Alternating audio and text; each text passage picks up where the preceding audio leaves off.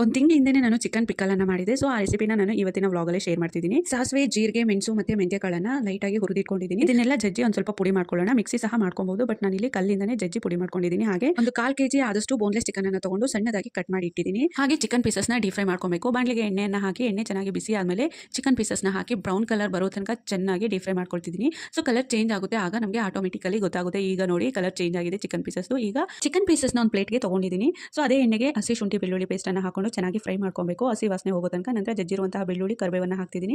ಹಾಗೆ deep fry ಮಾಡ್ಕೊಂಡಿರುವಂತಹ chicken ಪೀಸಸ್ನ ಹಾಕಿ ಚೆನ್ನಾಗಿ ಮಿಕ್ಸ್ ಮಾಡಿ ಈಗ ಫ್ಲೇಮ್ನ ಆಫ್ ಮಾಡಿದ ನಂತರ ನಾನು ಖಾರದ ಪುಡಿ, ಧನಿಯಾ ಪುಡಿ, ಗರಂ ಮಸಾಲ ಮತ್ತೆ ಜೀರಿಗೆ, ಮೆಣಸು, ಮೆಂತ್ಯ ಎಲ್ಲ ಹುರಿದು ಪುಡಿ ಮಾಡ್ಕೊಂಡಿದ್ವಲ್ವಾ ಆ ಪುಡಿಯನ್ನು ಹಾಕೊಂಡು ಹಾಗೆ ಸಾಲ್ಟ್ನ ಕೂಡ ಆಡ್ ಮಾಡ್ಕೊಂಡು ಚೆನ್ನಾಗಿ ಮಿಕ್ಸ್ ಮಾಡ್ಕೊಳ್ಳೋಣ. ಸೊ ಇದು ಕಂಪ್ಲೀಟ್ ತಣ್ಣಗಾದ್ಮೇಲೆ ನಾನಿಲ್ಲಿ ಒಂದು ನಿಂಬೆ ಹಣ್ಣಿನ ರಸವನ್ನ ಹಾಕೊಳ್ತಿದ್ದೀನಿ. ಲೆಮನ್ ಜ್ಯೂಸ್ನ ಬಿಸಿ ಇರುವಾಗ ಹಾಕೊಬೇಡಿ, ಯಾಕಂದ್ರೆ ಕಹಿ ಬರುತ್ತೆ. ಹಾಗಾಗಿ ಕಂಪ್ಲೀಟ್ ತಣ್ಣಗಾದ್ಮೇಲೆ ನಾವು ನಿಂಬೆ ಹಣ್ಣಿನ ರಸವನ್ನ ಹಾಕೊಬೇಕು. ನೋಡಿ ಈಗ ಚಿಕನ್ ಪಿಕಲ್ ಪರ್ಫೆಕ್ಟ್ ಆಗಿ ಪ್ರಿಪೇರ್ ಆಗಿದೆ. ಒಂದ್ ಸ್ವಲ್ಪ ಹಾಕೊಂಡು ಕೂಡ ಕಂಪ್ಲೀಟ್ ಆಗಿ ಹೊಟ್ಟೆ ತುಂಬಾ ಊಟ ಮಾಡಬಹುದು. ಈ ಚಿಕನ್